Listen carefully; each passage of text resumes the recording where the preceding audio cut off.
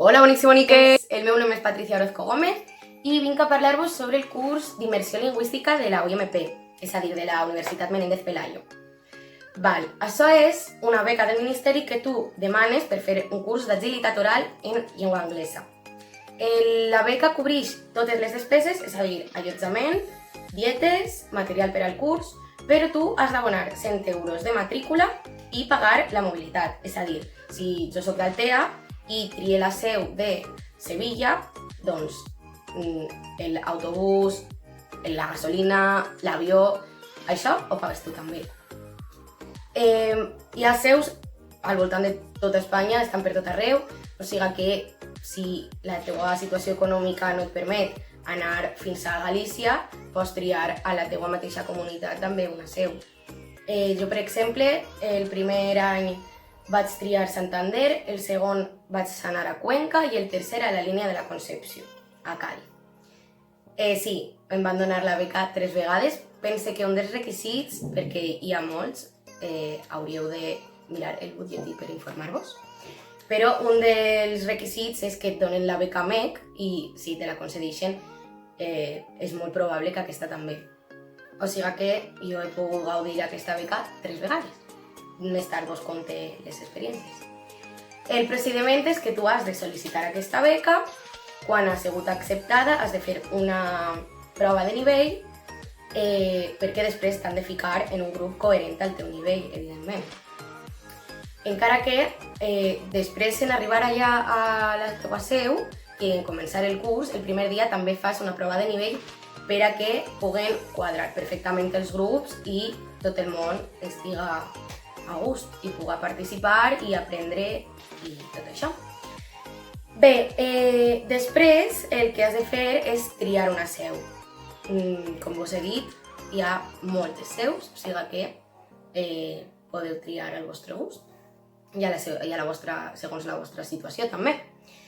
Els grups són molt reduïts, són entre unes 3-6 persones, o sigui que estàs participant i parlant en anglès contínuament, no pots fugir. És 24/7 parlant en anglès, perquè també després a l'hora de dinar, a l'hora de sopar, a l'hora de desayunar, també estan els auxiliars de conversa per a preocupar-se perquè estigues parlant en anglès i aprendre tot el que has d'aprendre. Bé, per passar el curs finalment han de fer una avaluació, evidentment, i es basen en una performance grupal i una exposició individual.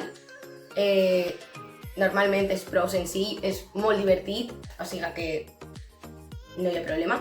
I després ja, segons la teua evolució durant aquesta setmana, et diuen el nivell que tens i es fa una cerimònia d'entrega de títols molt d'anar per casa, molt divertida, en la que t'entreguen el certificat com que has fet el curs i has aplegat a cert nivell.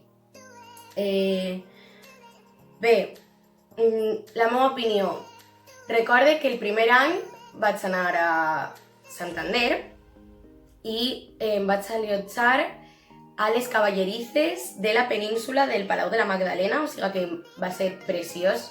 També vaig anar molt nerviosa i preocupada per no encaixar, no fer amistats, però això és impossible, o sigui que no us preocupeu perquè tot el món va en la mateixa situació que tu i tot el món va a banda d'aprendre anglès, també va a fer amics, a conèixer a gent i bé, molt divertit. Cuenca, l'únic problema seria que vaig anar a novembre i ja no hi havia llum, o sigui que vaig veure Cuenca a fosques perquè el curs acabava de vesprada i ja s'havia fet de nit.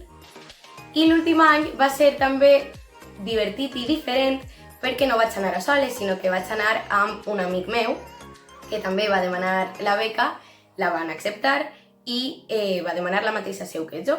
O sigui que va ser un altre tipus d'experiència perquè ja anava amb un amic, però bueno, que ja anava al seu grup, jo anava al meu, vam fer amics. Però sí, és diferent que anar tu soles.